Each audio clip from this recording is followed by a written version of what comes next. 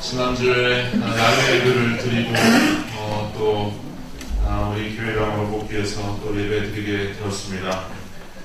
우리 성도님들 가을에 결실에 예배 드리는데 제가 올해는 그냥 딱히 강조는 안 했지만 내 집 친구들, 동료분들을 좀 이렇게 모셔서 전도를 하고 인도를 해서 함께 예배드리면 얼마나 좋을까, 해가 가기 전에 그런 생각을 하게 됩니다. 잊지 마시고 인도를 하면 하나님께서 역사를 하시니까 우리 성도님들 담대하게 예수님을 전하고 혹은 또 교회로 지인들, 친구들 인도할 수 있는 결실의 가져가 될 수 있기를 부탁드립니다. 아멘 소리가 작아요. 부탁드립니다. 네. 오늘은 경계를 넘어하는 제아의 말씀으로 은혜를 나누고자 합니다. 사람은 모름지기 유유상종하는 존재입니다. 비슷한 삶의 배경, 같은 동네, 또 같은 혈연, 또 경제력도 비슷한 수준에서 함께 만나서 교제를 나눌 때 편합니다. 그게 인간입니다. 어쩔 수 없습니다. 영어 속담에도 birds of a feather flock together, 그러니까 깃털이 같은 새끼리 모인다라고 했습니다. 깃털이 같은 새끼리 모인다. 고대 헬라 철학자 아리스토텔레스라고 하는 사람을 아실 겁니다. 이 사람은 2500년 전에 니코스마스 윤리학이라고 하는 아주 좋은 책을 썼는데 지금도 우리가 읽어볼 좋은 책입니다. 근데 거기에 친교, 우정, 또 공동체에 대한 관점을 이 헬라 철학은 어떻게 담았냐면 결국 유유상종이다. 이것도 끼리끼리 모이는 거다. 같은 계급, 같은 성별, 같은 민족, 같은 시민끼리 끼리 윤리와 사회 질서를 만들어 나갈 수밖에 없다. 이렇게 이야기를 합니다. 우리는 이것을 세상의 이치라고 할 수 있겠습니다. 나와 다른 배경을 지닌 사람과 사귐을 갖는 것은 참 어려운 일이에요. 우리 중고등학교 선생님들, 특히 우리 젊은 선생님들 교회 오실 때 좀 고민되거나 좀 주저될 수 있지 않을까 싶어요. 가면 교장선생님들 뵙고 또 교감 선생님을 뵙고 또 선비교 선생님을 뵈니까 어떨 때는 좀 이해가 됩니다. 이게 참 쉽지 않은 걸음인데 이렇게 오셔갖고 우리 젊은 선생님들이 어렵게 창신교회를 출석하시는 것이 아닌가, 저는 그런 생각을 해봐요. 제 생각이 틀렸습니까? 맞죠? 빙그레 웃으십니다.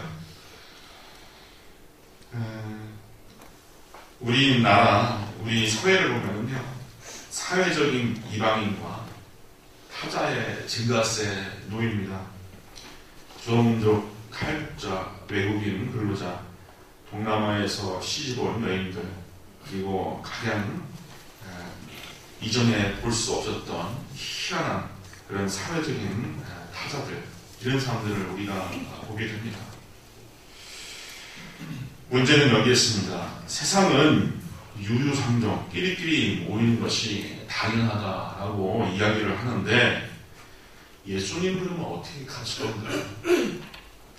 예수님은 우리에게 어떤 사귐, 어떤 만남을 제안하시는가? 우리 크리스천들도 어떻게 처신을 해야 되는가? 불편하고 접촉하기 싫으니까 그냥 무관심하게 살아야 하는가? 아니면 세상도 그들을 차별하고 소외시키니까 우리도 그렇게 해야 하는가?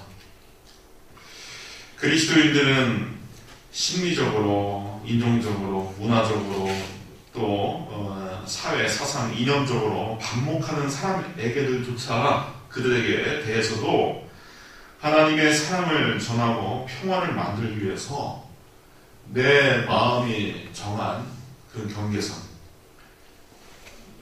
우리 사회가 보이지 않게 쌓아놓은 장벽, 이것을 허물 수 있어야 됩니다.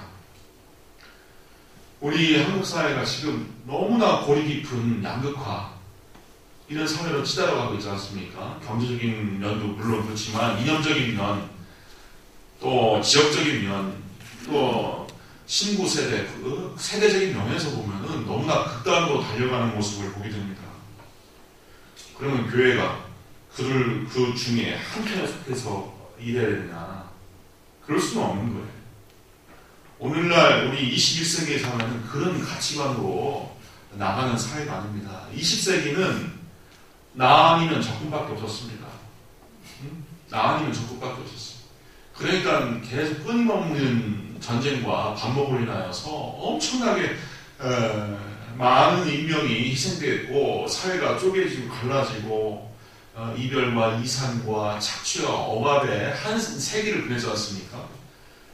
그 한 세기를 보내고서 우리가 반성하는 세계로 온 겁니다. 21세기는. 인류사적인 의의를 우리가 보자면은 21세기는 철저하게 20세기에 대한 반성으로 우리가 와야 됩니다. 나 아니면 적군이라고 하는 논리로 달려온 한 세기가 역사적으로 얼마만큼 끔찍한 비극과 희생과 분쟁으로 치달아왔는지 그걸 우리가 회상하고 우리가 반성하면서 교회도 이렇게 갈라져 있는 세계를 어떻게 하면 봉합하고 또 함께 공존할 수 있는가라고 하는 것을 모색하며 가야 되는데 이것은 어떤 이념이나 사회적인 이데올로기로 제공되는 아이디어가 아니라 이미 예수께서 2000년 전에 제 아들에게 그렇게 가르쳐 주신 겁니다. 그렇게 모범을 보여주신 거예요. 오늘 본문을 읽자면은 예수님이 여행 중에서 한 지방, 한 동네에 찾아가셨다라고 하는 사실을 볼 수가 있습니다. 어디지요? 예수님께서 여행 중에 어디를 가셨습니까? 예, 사마리아 지방 수가성입니다. 가령 충청북도, 청주 이런 식으로 사마리아 지방 수가성 이렇게 이해하시면 됩니다. 그런데 우리는 이 본문이 얼마나 놀랍고 도발적인 메시지를 주는지 관련 역사와 배경을 알 필요가 있습니다. 그 키워드는 사마리아입니다. 사마리아 혹은 사마리아 사람. 기독교인들에게는 사마리아 하면은 큰 거부감이 없습니다. 예수님께서 아름다운 이웃의 선한 이웃의 그 전형으로 모델로 선한 사마리아인이라고 하는 비유를 베푸셨기 때문에 기독교인들은 사마리아에 대한 이미지나 또 그 어떠한 지식이 깊지 않으면은 그게 대수냐 이런 생각을 할 수가 있습니다. 그래서 사마리아라고 하는 이름을 딴 교회도 있고 NGO 기관 단체도 있고 구제하는 단체도 있고 그렇습니다. 그러나 당시 배경으로 들어가자면은 유대인들에게는 절대로 그런 단어가 아니었습니다. 그 배경 스토리는 구약의 열왕기상 12장으로 거슬러 올라갑니다. 다윗의 아들 솔로몬이 어마어마한 영토와 부도 강병을 이루고서 이제 죽습니다. 그리고 3대 왕 르호보암 왕이 이제 보위에 오르게 됩니다. 참 역사는 반복되는 것이 르호보암 왕이 원로 대신의 이야기들을 잘 청동했으면 큰 문제가 없는데 자기와 함께 자라난 젊은 사람들의 그 지지와 또 여론에만 귀를 기울였다는 거예요. 솔로몬이 대제국을 이루었지만 조세 또 나라에서 걷어가는 여러 가지 세금이 가혹했습니다. 그래서 왕이 바뀌니까 백성들이 여로보암이라고 하는 장군을 이렇게 필두로 보내서 백성들이 협상을 하게 됩니다. 당신의 부왕께서는 너무나 가혹한 이 세금과 징벌을 했습니다. 그러니 좀 우리가 살 수 있도록 좀 경감해 주십시오. 그래, 그러면 3일 기회를 줘라. 그러면 내가 숙고하고서 너희들에게 답을 주겠다. 해서 훈구 대신, 원로 대신의 이야기를 듣습니다. 경감해야 됩니다. 그래야지 왕께서 나라를 평안히 이끌 수 있습니다. 근데 젊은 사람한테 찾아갔어요. 저 녀석들 지금 배부르니까 저런 소리 하는 겁니다. 더 가혹하게 생을 거둬도 문제 없습니다. 또 이쪽은 그렇게 이야기를 하는 거예요.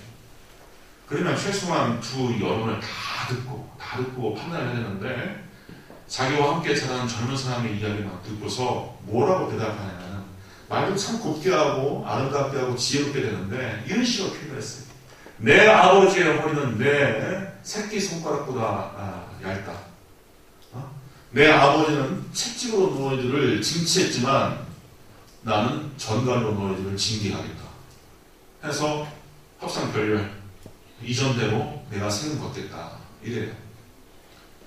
이러니까 여로보암이라고 하는 그 장군을 필두로 해서 12지파 중에서 10지파가 여로보암을 옹립하고 북쪽으로 나라가 떨어져 나가버립니다. 그래서 나라 이름조차도 이스라엘이라고 하는 나라 이름이란 이름도 국호도 북왕국이 다 가져가 버려요. 예루살렘을 주축으로 한 남왕국은 고작 다윗의 지파인 유다 지파와 그리고 베냐민 지파 두 지파만 달랑 남게 됩니다. 나머지 10지파는 북왕국을 형성해서 이스라엘이라고 하는 국호를 가져가고 유다와 베냐민 지파는 남유다 왕국, 유다 왕국이라고 하는 나라를 이게 유지하게 되죠. 이스라엘도 분단의 역사가 있어요. 분단의 역사.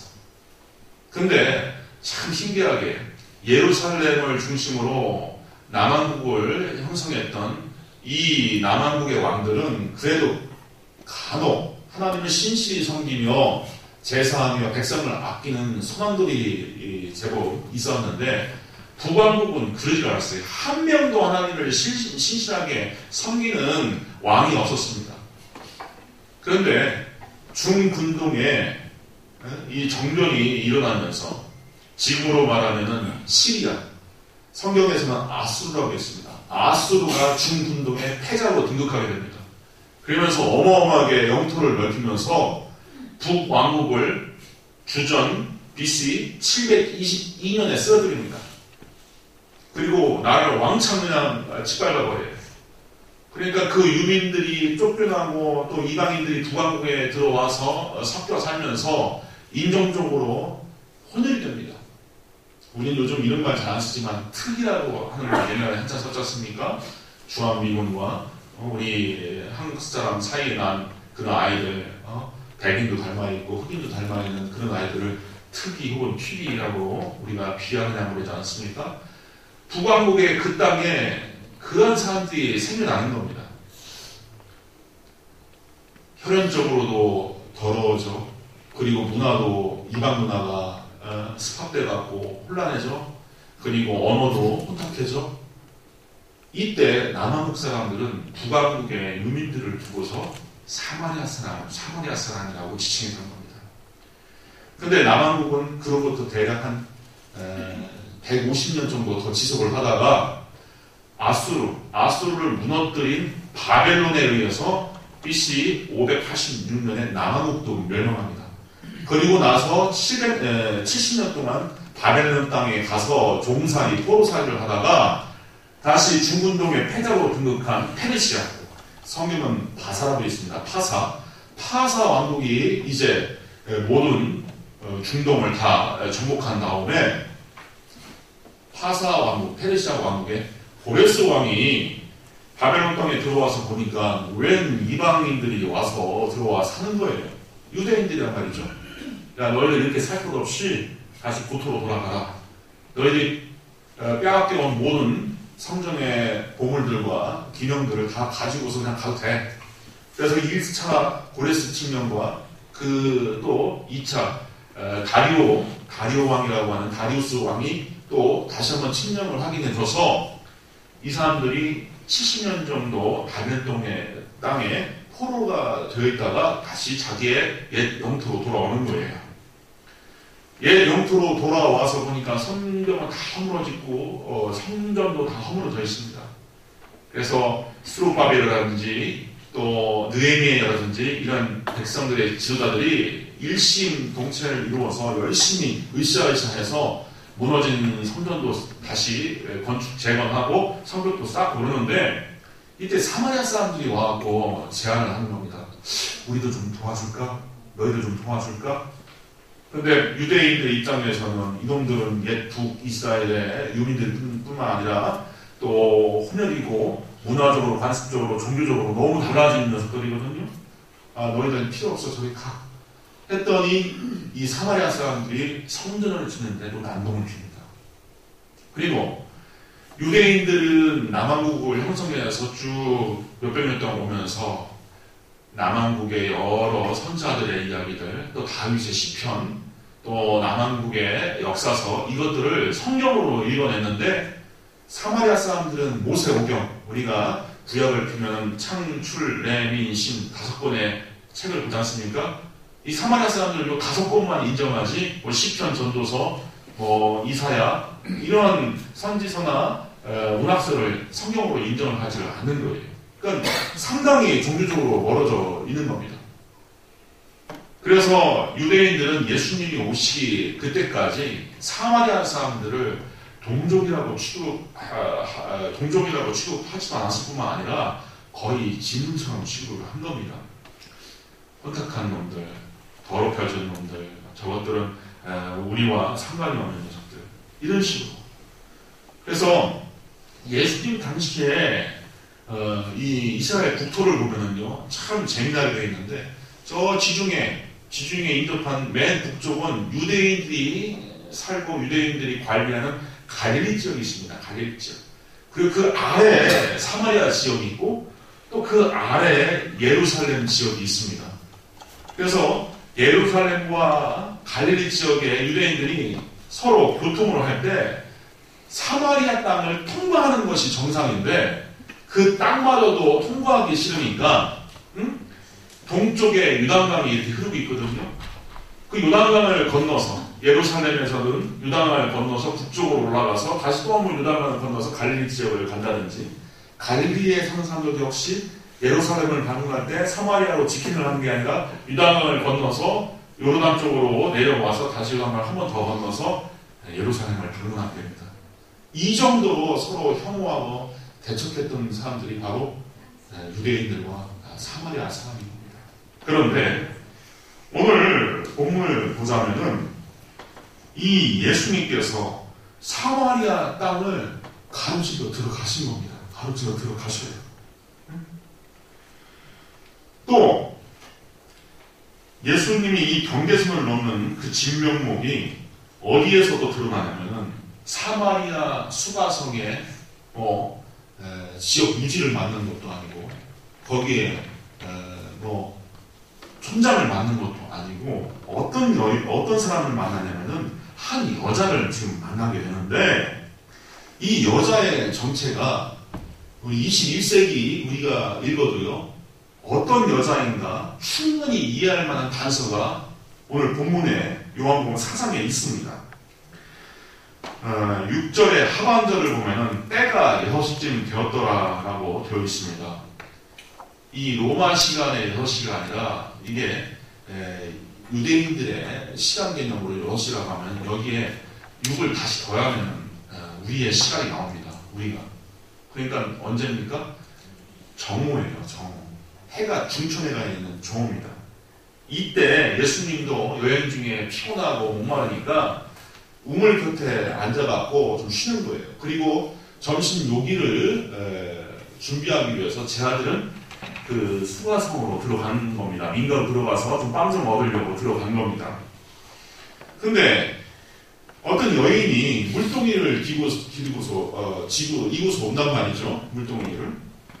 근데 이 지중해 연안을 우리 성도님들이 여행을 해보시면 알겠지만 꽤 덥습니다. 꽤 상당히 더워요. 그래서 동남아시아처럼 지중해에도 낮잠 자는 타임이 있습니다. 낮잠 자는 시간이 있어요. 시에스타라고 하죠. 그래서 이때는 사람들이 다 잠을 자는 시간이에요. 근데 이 잠을 자는 시간에 이 여인은 물을 길러 오는 거예요. 이 더위를 다 감내하면서 예수님이 보실 때 그 여인의 삶이, 그 기구한 삶이 딱 느껴지는 겁니다. 근데 그 여인에게 예수님께서 물을 달라고 해요. 물을 달라고. 이거는 유대인으로서 도저히 이해해 주기 힘든 처신입니다. 예수님이 직접 사마리아 땅을 밟았다는 것 자체도 놀라운 일인데 유대인의 랍비라고 칭함받는 예수님이 사마리아 여인에게 먼저 말을 건 것도 납득이 안 되는 겁니다. 남자끼리도 서로 마주치려고 하지 않고 말을 섞으려고 하지 않는데 이 여자에게 말을 섞는 것도 이상한 일이에요. 그런데 더군다나 여자의 그 물깃는 물통과 그가 쓰는 바가지를 사용해서 물을 마셔야 되지 않습니까? 이것조차도 이해할 수 없는 겁니다. 지금도 유대인들은요, 이방인들하고 좀처럼 같이 밥을 먹으려고 하지 않습니다. 경건파 유대인들, 전통파 유대인들은 밥을 안 먹습니다. 행여 밥을 먹는다고 하더라도 이방인이 썼던 그 접시는요, 뒷뜰에 나가서 다 버립니다. 떼들여서 버려요. 당시 유대인이라면 그거보다 덜하지는 않았을 겁니다. 이 여자는 사람들의 이목과 접촉이 싫어서 한낮에 우물로 물길로 오는 기구한 여인입니다. 그 단서가 어디 있는가? 16절에 보니까 예수님께서 내 남편을 한번 불러오라 하니까 여자가 뭐라고 대답하냐? 나는 남편이 없나이다. 그래? 예수께서 이르시되 네가 남편이 없다는 말이 옳도다. 너에게 남편 5이 있었고 지금 있는 자도 네 남편이 아니니 내 말이 참되도다. 지금 이 여인은 몇 번째 남자하고 사는 겁니까? 6번째 남자하고 사는 거예요. 지금 대한민국도 마찬가지고 미국도 마찬가지고 성적으로 개방된 프랑스도 마찬가지만 그런 데서 남자 5번을 갈아치우고서 6번째 남자랑 산다라고 하면은 그 지역 사람들, 그 이웃들이 그에게 향한 그 여자에게 향한 평판은 어떻겠습니까? 이해가 안 되는 거죠. 아니 세상에 이렇게 음란해도 정도가 있지 6번째 남자가 살아? 이해가 안 갑니다. 그래서 많은 주경가들은 이 여자는 아마 창기가 아니었겠는가. 창기가 아니에요.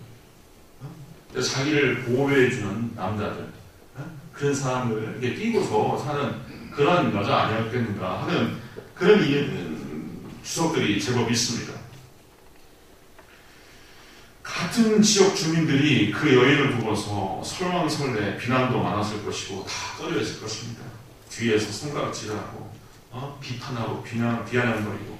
그러니 이 여인도 지역 주민들과 마주치는 것이 싫어서 동네 사람들이 모두 낮잠 자는 무더운 한낮에 땀을 뻘뻘 흘리면서 물동이를 이고 물을 기르러 온 겁니다. 그런데 예수님은 이 여자의 기구한 운명을 불쌍히 여기셨는지 먼저 말을 거는 겁니다. 또 그 우물을 또 달라고. 이 여자도 그 상황이 납득이 되지 않는 겁니다. 아마도 그 여인은 예수님의 옷차림을 보고 유대인이라고 하는 것을 한눈에 파악했을 겁니다. 그런데 왜 유대인의 귀인이 자기와 같은 천박한 여인에게 물을 달라고 하는가? 9절에 보니까 사마리아 여자가 이르되 당신이 유대인으로서 어찌하여 사마리아 여자인 나에게 물을 달라 하나이까 하니 이는 유대인이 사마리아인과 상종하지 아니하니라. 분명히 되어 있죠. 유대인은 사마리아 사람들과 상종하지 않는다. 그것도 여자, 그것도 음녀, 그리고 그 음행한 여자, 그 더러운 죄인이 쓰는 물그릇에 물을 담아 먹는다는 것은 유대인에게 도저히 있을 수 없는 일입니다. 세 번째 더 어려운 경계는 뭐냐면은 이 여인이 자기를 안아주는, 자기에게 물을 달라고 하는 이 예수라고 하는 분에게 마음을 열지 않았다는 사실이 또 문제가 됩니다. 이 여자가 취하는 자세는 시종일관 대적하는 자세입니다. 우리가 경계를 넘는 예수님에게 더 배워야 할 것은 그 여자가 대적하고 비아냥거리는 자세를 취하고 있음에도 불구하고 계속 인내하고 접촉점을 유지하려고 애쓰셨다는 사실입니다. 18절에 보면은, 이하에 보면은 너에게 남편은 5이 있었고 지금 있는 자도 내 남편이 아니니 내 말이 참되도다. 이렇게 예수님께서 말씀하시니까 이 여자가 비아냥거림에 가까운 말을 하는 겁니다. 19절에 보니까 여자가 이르되 주여 내가 보니 선제로소이다. 어떻게 보면 뭐 예수님이 인정해 주는 거 맞죠? 아니에요. 우리 식으로 말하면 어쭈 사장님 점쟁이시네 이런 뜻이에요. 어쭈 제법 잘 맞히시네요. 점쟁이네 이런 비아냥거림입니다. 그리고 자기에 대한 이야기를 혹 더 노출할까봐 말을 바꿉니다. 화제를 바꿔요. 20절에 우리 조상들은 이 산에서 예배하였는데 당신들의 말, 유대인들의 말은 예배할 곳이 예루살렘에 있다더이다. 이야, 이 여인이 음란한 여인임에도 불구하고 제법 뭘 아는 여자예요. 성경을 엄밀하게 보면 다윗 시대 이전까지 아브라함부터 시작해서 다윗 시대 이전까지는요 북왕국 쪽에서 주로 예배를 드렸습니다. 특히 모세가 축복을 선포했던 그리심산이 북왕국 땅에 있어요. 북왕국 땅. 많은 족장들과 다윗의 주장들은 주로 북왕국 쪽에서 예배를 했습니다.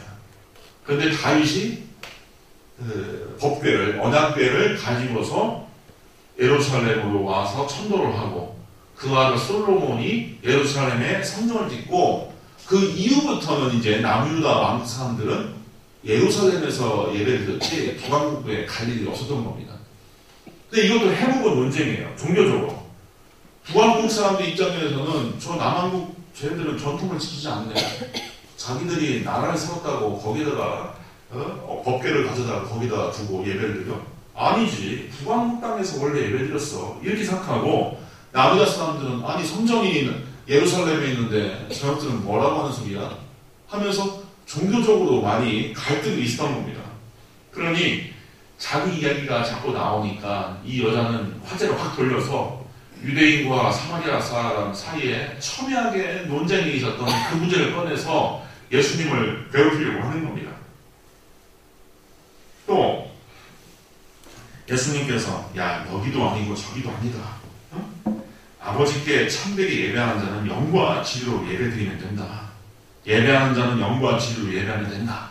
이렇게 얘기하니까 25절에 보니까 이 여자가 뭐라고 얘기하냐.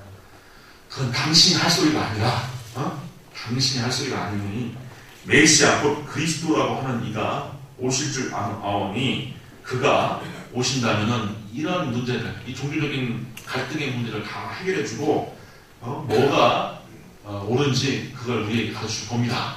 그래서 또 예수님을 딱 튕겨나가게 대처를 하는 겁니다.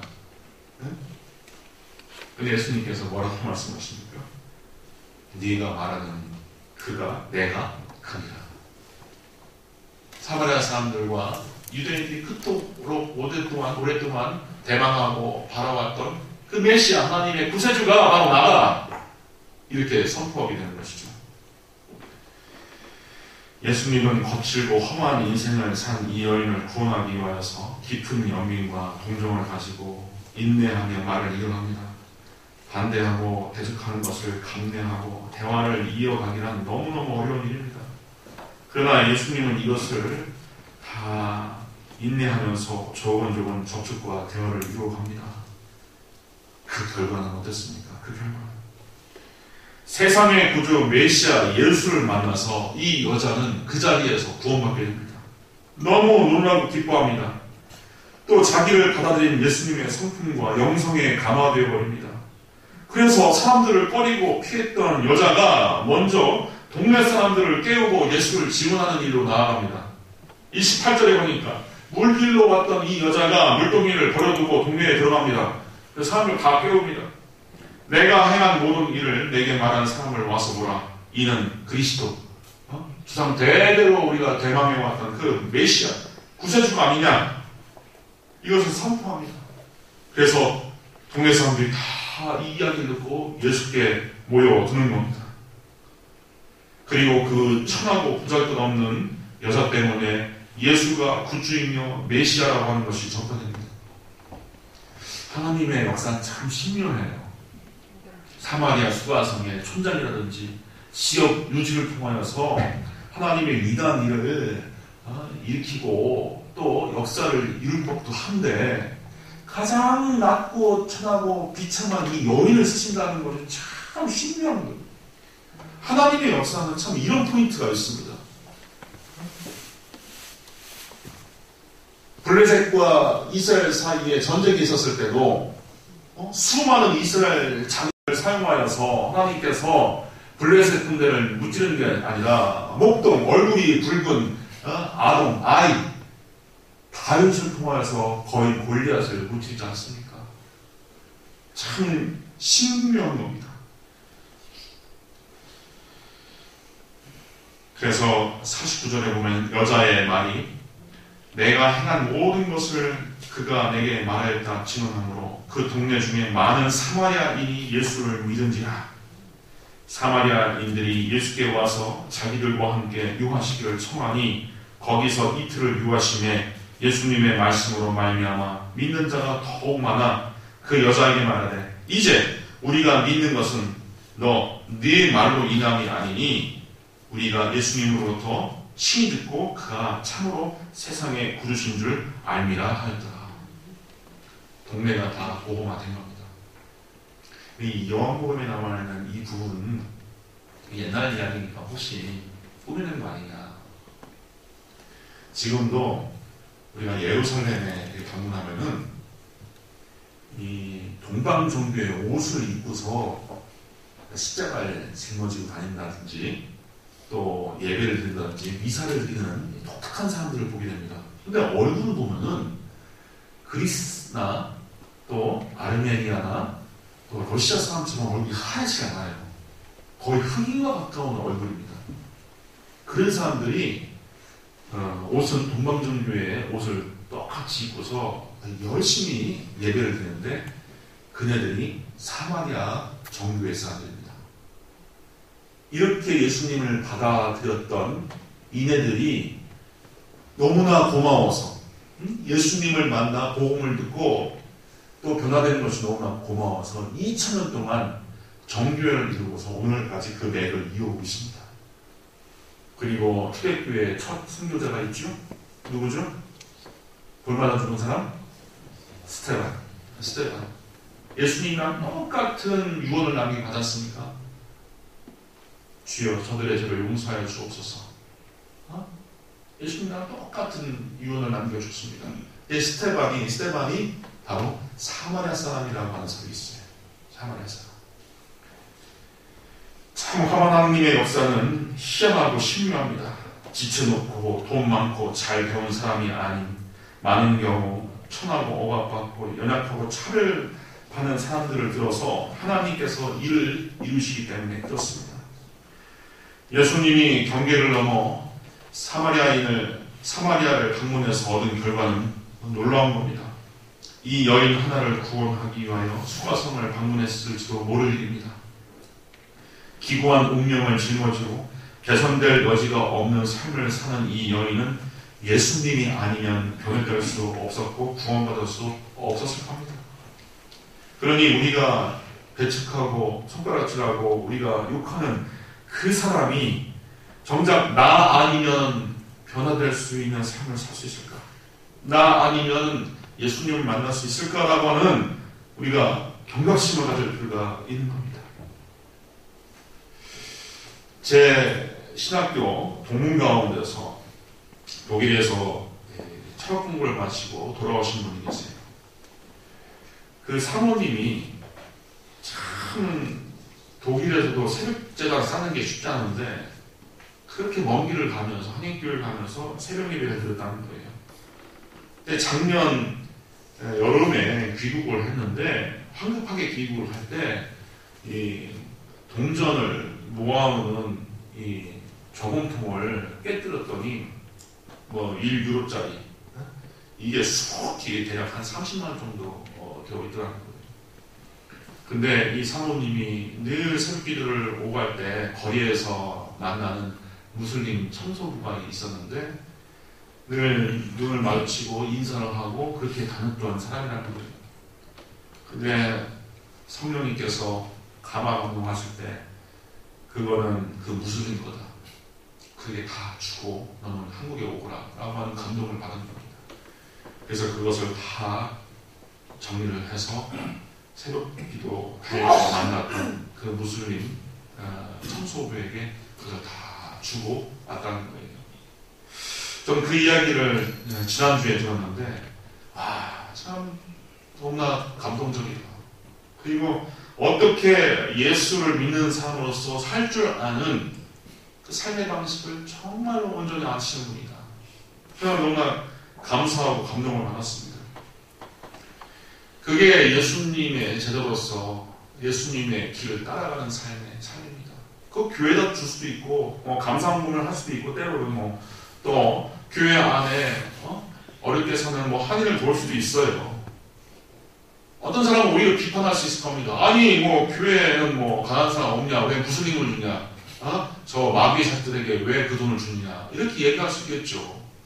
무슬림이 다 테러리스트고 다 대적하는 나라인데 걔들에게 왜 주냐? 이렇게 논리를 붙여갖고 얘기를 하면은 아마 그 사모님이 궁지에 몰릴 수도 있을 겁니다. 하지만 우리가 오늘 본문을 통해서 예수님을 봅시다. 참 어려운 발걸음입니다. 이해가 안 가는 발걸음입니다. 당시 문화적인 또 정치적인 종교적인 배경하에 보면 예수님의 이 발걸음은 도저히 이해가 안 가고 예수님의 그 처신 도저히 이해가 안 가는 겁니다. 하지만 경계와 그 장벽을 넘을 때 예수님의 복음은 전파되는 것이고 하나님의 나라는 확장되는 것입니다. 우리 사랑하는 모든 성도님들이 이러한 예수님의 길을 따라서 우리 성도님의 삶 가운데 많은 예수 그리스도의 복음의 결실이 있기를 주님의 이름으로 축원드립니다. 기도하겠습니다. 은혜로우신 아버지 하나님 감사합니다. 귀한 말씀을 통하여서 예수의 삶의 복음을 다시 한번 깨닫고 우리의 신비에 새기게 하여 주시니 감사합니다. 우리가 말씀을 들을 때마다 믿음이 성장하고 예수 그리스도의 이품과 인격을 닮아가게 하여 주옵소서. 그리하여 우리의 삶의 주변으로부터 하나님 나라가 세워지고 확장되게 하여 주옵소서. 예수님의 이름으로 기도합니다. 아멘.